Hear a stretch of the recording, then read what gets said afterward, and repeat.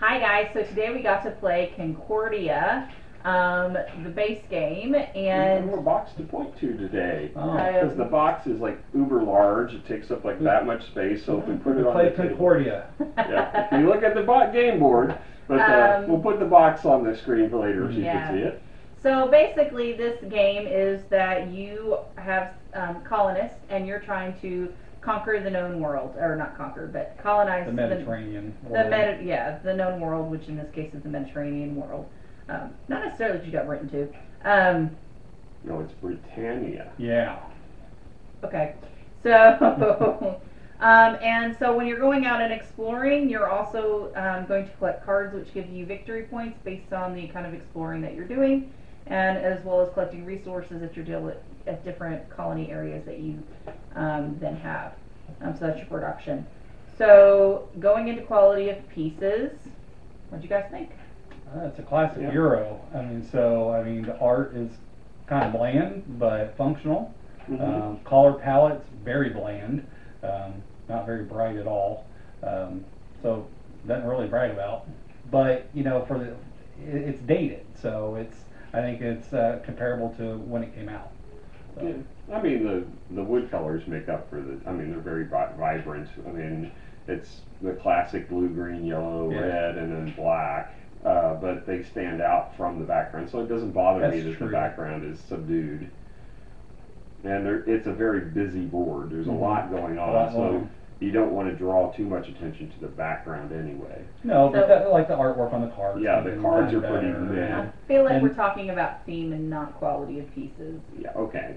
The card stock it's not textured, but it is a decent Yeah, thickness. it's a decent style. We don't have them sleeved, and we've played this many, many times, so it's not been a problem so far. You aren't going to shuffle these a lot because you don't actually shuffle your deck. You get to select the cards you want to play and what order you play them.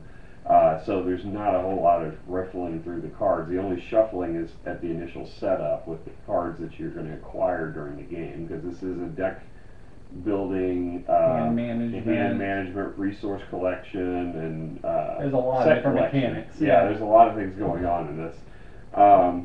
But the board is really nice. I It's do a like the really nice board. board, and there's a lot of expansions for Mhm. it with different boards and It's like maps. Power Grid where you get different maps. So And the pieces, the wooden pieces, they're wood, which is nice, but They they're kind aren't- of bland. well, but they themselves. are. Some of them are in the shape of the object. Kinda. Yeah. I mean, You can they're imagine wooden a pieces. hard piece Yeah. of black wood, or blue wood As is silk. silk. Well, but like the wheat's got the little wheat edges. The Yeah. steel is the anvil. It's definitely better than cubes, Yeah. just plain cubes. But good a little bit Yeah, better. but then you've got your cardboard. Yeah, the coins coin. are awful. I mean, they're functional, but I I hate think we're cardboard spoiled, coins. guys. We So, both are. Definitely. I The always cardboard substitute them coins out. are fine for what they are, but yes, there's better options out there.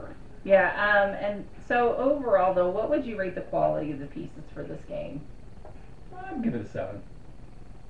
I'm thinking more of a 6. I mean, it's not, maybe 7. I mean, the board's nice, the cardboard's nice, the cards are good. It's the coins that really annoy me, and I'm spoiled by I'd much rather use resources that look more realistic now. Based on the time when this game came out, that was probably state of the art, back then. Well, I think it's very functional and it works, and so that's why I'm willing to give it a little bit of above a 6 because Yeah. it fits. Everything fits well. Yeah, I mean, I'll give it a 7. I'll go ahead and you talk me into it. Well, I think it's funny though because this used to be the new hotness when me and Randy first got together. Like he wanted me to I learn thought this that was game. the new hotness when we got together. You were old then too. Well, yeah. But I remember him wanting for me to teach this game so bad, and so For you to teach me the game? well, for you to teach me, whatever. But yeah, I just Amongst thought that other that's funny. things. This kind of brings it just brings us back to when we first got together. It's like so And next Robert is was there the- interfering all the time, too. Absolutely. but we're gonna walk away now. No, we're staying here to do the review. No, well, okay, walking away from that topic. Okay. All right. So theme we've already kind of touched on is that it's kind of muted colors except for the actual player pieces. The art I do think it's good. It is just subdued. It does remind me of What art? I mean, the only thing the map is the picture of the resources.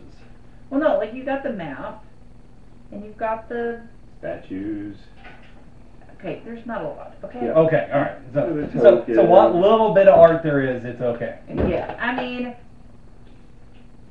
so thematically though, it does resonate. It's got nothing to do with conquering. Because that's what you're doing. You're going in and you're settling. You're colonizing. You're not conquering. You're colonizing. Okay, you're probably still murdering people, and back when this was happening. But either way, it doesn't. But in this game, you're not conquering each other. You're coexisting. You're just the worst thing you can do to someone is make them pay more money to go into the territory you're at. There's no, and you can blockade them in a bit with your. It's almost more like your merchants. I feel like it's almost more like your merchants going after each other. Maybe. I like to imagine we're slaughtering people by the dozens, but you to each their own. But I mean, thematically, it just doesn't really do anything. I mean, and I'm not saying this isn't. We're not talking about gameplay. What category are we on? Because I thought we were still on quality. We're on theme. We moved on to theme. Okay. Yeah, I mean, it's a historic game. I mean, it's the map of the world that was explored at that time, and it's got the classic naming of each of. This is the same board in essence that you have for Conquest of the Empire, which is another classic theme period game of this time. There's not much difference in the. Yeah. So what would you rate it theme wise? I'd give it a 6. Randy. I mean, I don't know what you could do better on it, but it's not really heavy on theme other than it is time period. The name, the area is appropriate to the time period. Yeah. I'll give it a 7. Here's the thing, though. With old Euros or older Euros like this, theme wasn't really. It didn't mean a whole lot. I'm getting offended by you saying this is an older Euro. It is an older Euro. It's only 6 years old. Yeah, it's not super old. I didn't say it was super old. Compare this to the modern Euros like Maracaibo or Cooper Island. Big differences. This is the way it looks is exactly like the older Euros of Catan and Carcassonne and all those. Any kind, if you look at this and compare it to any like the war games or any kind of combat game, it's a territory game. So it's got the world map on it. What else are you going to do? I agree, but that doesn't mean that it's heavy in theme. It's not. You have your 6. I'm giving it a 7. Okay. I mean, I don't see anything you could really do to make this more thematic. They got all the scoring is got the little arches to make it look like the period. But the cards look dated. You don't need the score track until the end of the game. Yeah, so they could have done a separate score track. Is completely oblivious during the game, which is that's one of the factors. Which when we get to gameplay, we'll kind of go over that because it's a really interesting aspect of this game. Very much so. Well, what would you rate it? We got a 6 and a 7. If that influences you at all. Well, you shouldn't. You don't want to bias her. Well, my thing, I'm just saying. I will say this. I'm with Randy on the point of I don't know what you can do to make this better. It is an area-controlled Roman theme. They did pay attention to some of the details. They made sure it was consistent throughout. It does affect gameplay because there's the nature of the game. Creatures on the board too. I mean, there's a lobster dude. I mean, that's historic. Right, and that affected gameplay totally. Exactly. Well, I think I meant more of, they stayed consistent throughout the theme. Everything is appropriate. You look at this and there's nothing that stands out with it. I mean, even if you look at the coins, which we didn't use, they do got stuff on the back. I mean, they do look like little coins. Roman numerals, so that you could make sure you know it's Roman. Yeah. So, I mean, they stayed consistent throughout the theme. I don't see what you can do to make it better. I'm giving it a 7. Just so everyone knows, theme is not important to me if it comes to having fun with the game. And so there could be no theme, which is, in this case, I think there's very little. But a lot of the Euro games I love have very little theme. Well, but some of the modern games, as we found out yesterday, have no theme, and it doesn't matter. But they still have fun. But I mean, theme is important, but I think that theme is not a kill-all, end-all. Oh no, I'm not saying. Theme allows it to get to the table. Yes. It's gonna. I It's think like it elevates a good game to an amazing game. Yeah. Yes. So And the thing is this is a Roman yeah. period, which is one of the things that appeals to me about the game is that Well, I like the Roman period. Yeah, well, I think something that needs to be called out is because we've seen this theme so much, it may seem a little bit lackluster because it's in a lot of games. I mean, I think Trojan is more thematic than this. I haven't played that one, I don't know. So, but anyway, that's our scores. Okay, moving on to rules.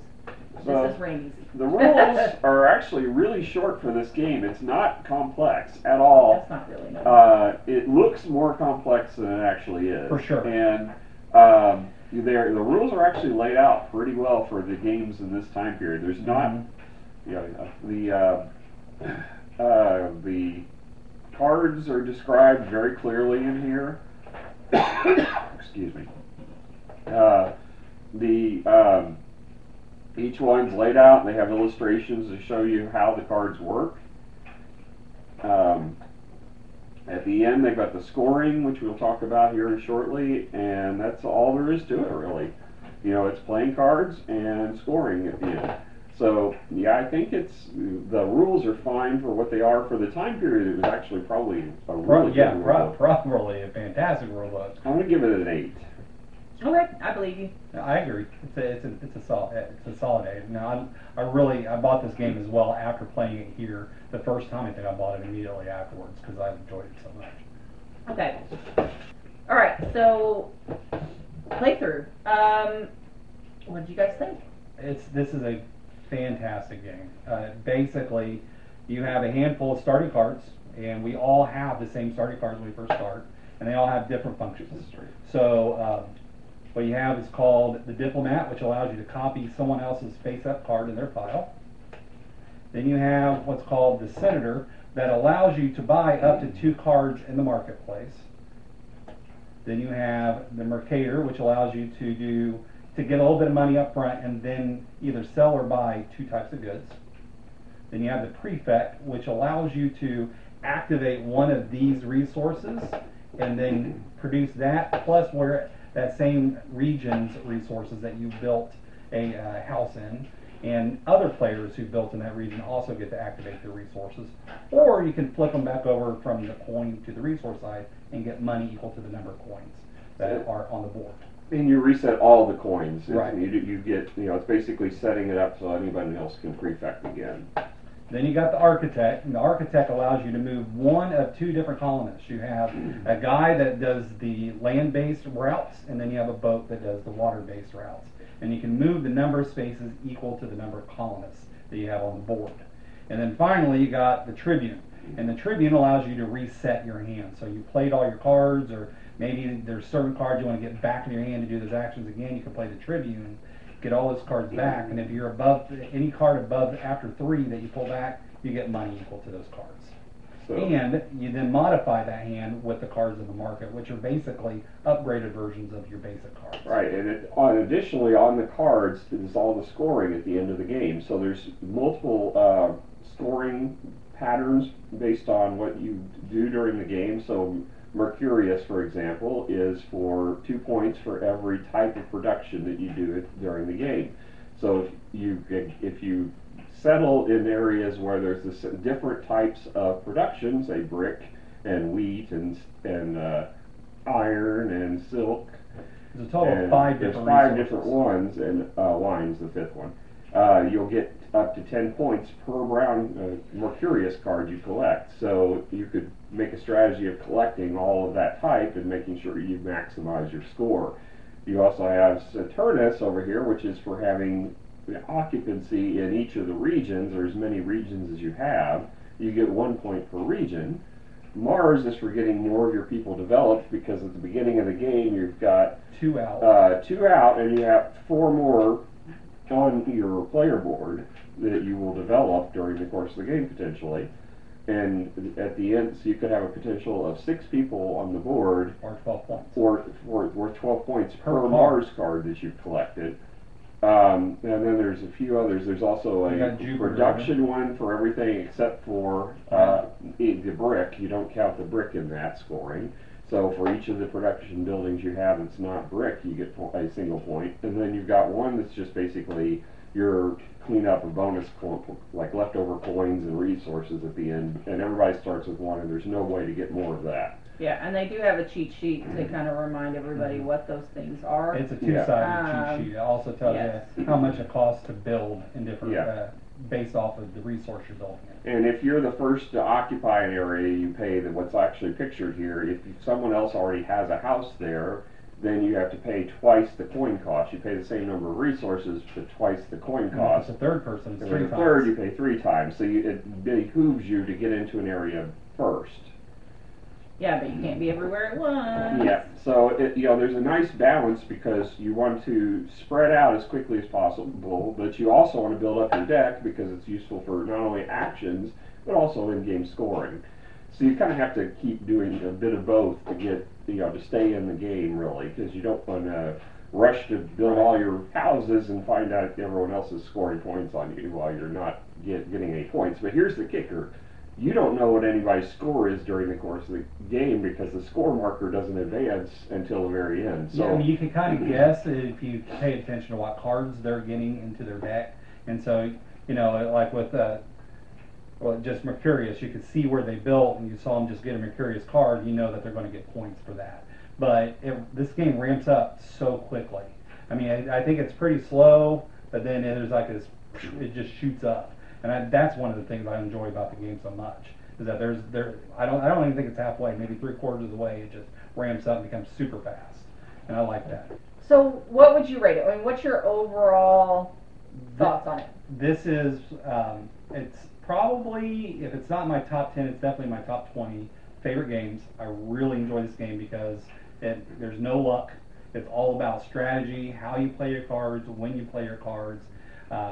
The diplomat card, I think, makes a huge difference in the game, where you don't have to play your specific card to the action and copy somebody else's. I mean, that makes a big difference in the game when you play that diplomat. So it's just a great, thinky, middle. I don't think it's heavy, but it's definitely a middleweight game, and it's a great game. It's awesome. I love it. Okay, give it a score. 9. All right, Randy. I like it because I win most of the time when we play. I mean, the game itself, I think is great. It harkens back to my origins of gaming, which is the Conquest of the Empire, Axis and Allies, Fortress America, the Games Master series from Milton Bradley. Milton Bradley. Yeah, I mean, the board, like I said, this could be the same exact board as Conquest of the Empire. It's the same layout. And you're not conquering this and not battling, so that's not a part of it, but you are still spreading the board, and you've got the card build up, the deck building portion of it, which I enjoy. I think deck building has been done to death, but as an attribute of a game, I think it's fine. It's only if you do just a deck builder that I think it's pretty much done and overdone at this point. But as an aspect, I think it's a great mechanic. And in this game, that coupled with the fact that you have no idea who's winning until the very end, you can kind of get a feel for who's gathering the most cards or who's got the most spread on the board, clearly you can see. But you really have no idea who's got what combined to know who's really winning or losing during the course of the game, which is definitely a unique mechanic you don't see in most games. Right. So I'm good with... I'm probably good with a 9 on this. I mean, I think it's for all of the different uniqueness of this game, I think 9 is a good score for it. So I'm going to be the outlier, guys. Okay. When the first several times I played it, I did not enjoy this game. I thought it was a little boring, and I couldn't really get into it. It has grown a little on me, though. Like, I enjoy it more now than I did the first couple of times I played it, because Randy does enjoy this so much. So, the thing I like about this is that every card has victory point stuff. So instead of buying cards specifically just because they have victory points, they also have a functionality. So that part I liked. But I'm not a big area control person. That's not my cup of tea. And so overall, I think it's okay. I would give it a 7. Knowing that you guys like it, I understand why you like it, but this is not for me. And that's okay. So, all right. Any other comments before we wrap this up? Other than Randy did mention expansion maps, but there's also expansion mechanics. You got Venus and salsa that's available for this. not the dance And salsa or the adds sauce, right. like Salsa salt. adds salt, and salt is a wild resource, and that kind of changes the game up. And so I enjoy playing with those expansions as well. Have you played with the expansions?